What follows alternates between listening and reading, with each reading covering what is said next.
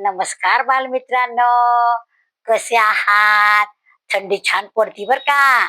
व्यायाम करायचा आता ह्या दिवसात व्यायाम केल्याने शरीराला मानवत होतो. मुलांनो, आज आपला शनिवार, गोष्टीचा वार. आज आपल्या गोष्टीचं नाव आहे चंपाषष्ठी. मुलांनो, चंपाषष्ठी मार्गशीर्ष महिन्यात येते की नाही?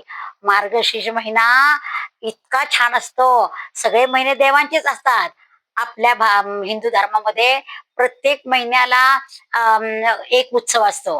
पण मार्गशीर्ष महिन्यामध्ये देवाचं जास्त महत्व सांगितलेलं आहे.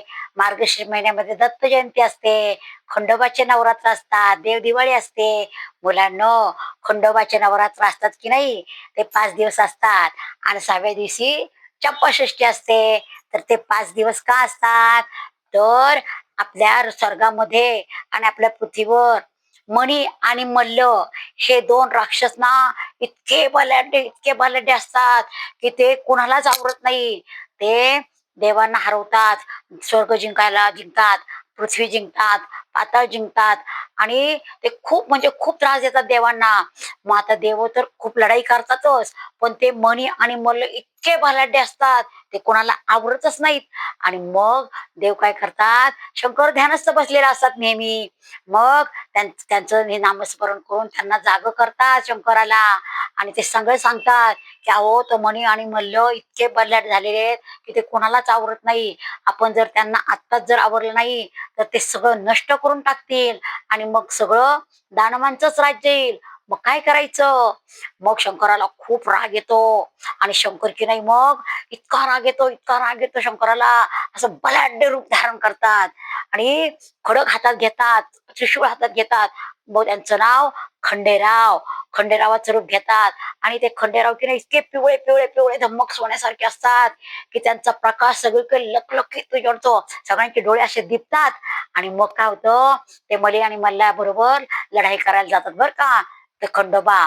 आणि मग लढाई करताना त्यांचं रूप पाहून मणी आणि मल्ल घाबरतातच, पण तरी ते लढाई करतात.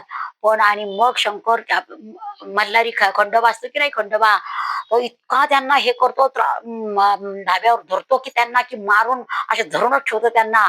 आणि धरून ठेवल्यानंतर मणी आणि मल्ल घाबरतात. आता काही आपलं खंडोबाच्या पुढे आपलं काही चालणार नाही. आपण शरणागती पत्करली पाहिजे. त्यांना युद्ध आवरत नाही अजिबात त्यांना. खंडोबा इतका हे करतो त्यांना लढाईमध्ये, चितपट करायला करतो त्यांना. पण मग ते काय, त्यांना असं मारणार असतो खंडोबा, पण ते दोघं शरण जातात की आम्हाला मारू नका, आम्ही परत कोणाला त्रास देणार नाही, आम्ही तुम्हाला शरण आलेलो आहे. आणि मणी म्हणतो की मला ना तुमच्या चरणाशी जागा द्या खंडेराया.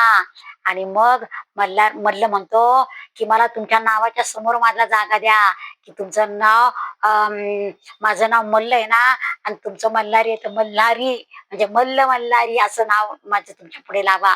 म्हणून आपण खंडोबाला कधी मल्हार म्हणतो, कधी मल्हारी म्हणतो. आणि मणीला मारलं की नाही, त्याला म्हणून त्या चरणशिवी आहे की नाही, खंडोबाच्या चरणाशी आहे की नाही मणी. म्हणून मग त्याला मणी दैत्य असं त्याला हे केलं, मणीला मारले म्हणून. आणि मग अशा प्रकारे त्या दोघांचा हे केलं की शरणागती पत्करल्यावर सगळ्यांना आनंद होतो, देवांना आनंद होतो. म्हाळसाला म्हणजे खंडोबाची बायको म्हाळसा, तिला पण खूप आनंद होतो.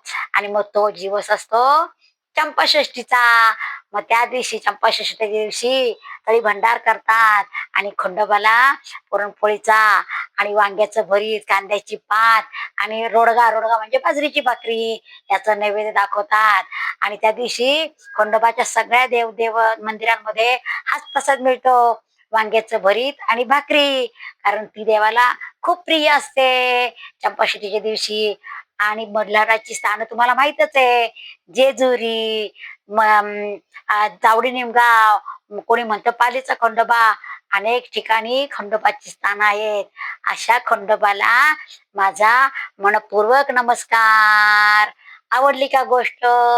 गोष्ट आवडली असल्यास लाईक करा, शेअर करा आणि सबस्क्राईबचं बटन दाबायला विसरायचं नाही.